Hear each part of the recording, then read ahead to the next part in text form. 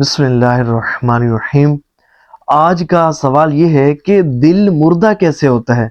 دل کے مردہ ہونے کی علامات کیا ہیں؟ اور اگر کسی کا دل مردہ ہو، زنگ آلود ہو، تو ایسے دل کا علاج کیا ہے؟ تو دیکھیں، یہ بڑا ہی اہم ٹاپک ہے اور مختصر ویڈیو ہوگی۔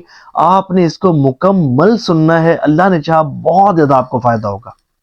دیکھیں، اللہ کی نافرمانی اور گناہوں کی کثرت کے سبب بندے کا دل مردہ ہو جاتا ہے۔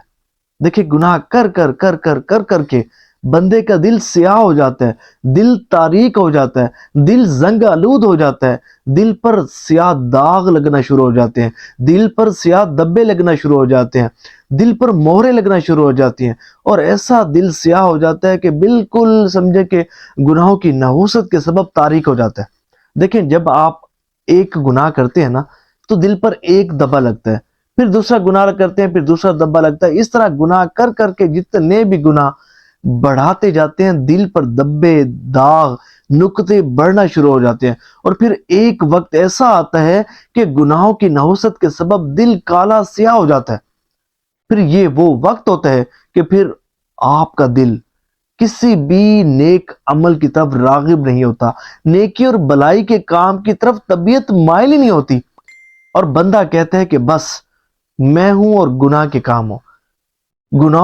گناہ کے کاموں کی طرف طبیعت خوب مائل ہوتی ہے، خوب دل لگتا ہے، لیکن نیکیوں کے کام میں دل نہیں لگتا۔ ایسا شخص کہ جس کا دل مردہ ہو، جس کا دل زنگ آلود ہو، جس کا دل سیاہ ہو چکا ہو، تو اگر کوئی شخص اس شخص کو کھینچ کھانچ کر مسجد میں لے بھی جائے، تو وہ مسجد میں اس طرح تڑپتا ہے کہ جس طرح مچھلی پانی کے بغیر تڑپتی ہے، اور وہ اپنے آپ کو مسجد میں قید خانے کی طرح تصور کرتا ہے، اور اس کی کوشش ہوتی ہے کہ کسی طرح جلدی مسجد سے نکل سکے، مسجد سے باہر نکل آئے۔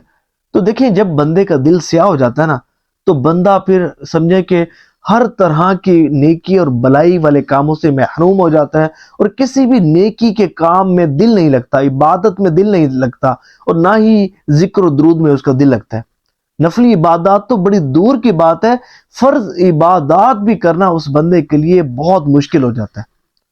تو جب ایسا کچھ بندے کے ساتھ ہونے لگے، اور واعظ و نصیحت بھی بندے پر اثر نہ کرے، اور اللہ اور اس کے رسول صلی اللہ علیہ وآلہ وسلم کی فرامین کو سننے کا دل نہ کرے، واعظ و نصیحت بری لگے، تو سمجھ جائیں کہ آپ کا دل زنگ آلود ہو چکا ہے، آپ کا دل سیاہ ہو چکا ہے، اور آپ کا دل مردہ ہو چکا ہے۔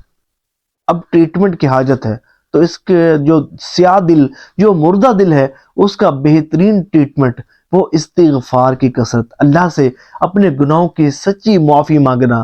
یہ دل کی سیاہی کو دور کرنے کا سبب ہے، دل کو زندہ کرنے کا سبب ہے۔ اسی طرح تلاوت قرآن کریم، یہ بھی دل کے زنگ کو دور کرتی ہے، صاف کرتی ہے۔ اسی طرح درود پاک کی کثرت، یہ تو دل کی سمجھے کہ دل کی صفائی کے لیے بہترین کلینزر کا کام دیتا ہے۔ اور اسی طرح صالحین کی صحبت بھی، اللہ والوں کی صحبت بھی بندے کو نیکیوں کی طرف مائل کرتی ہے، اور دل کی سیاہی کو مٹانے کا ایک بہترین ذریعہ اللہ والوں کی صحبت ہے۔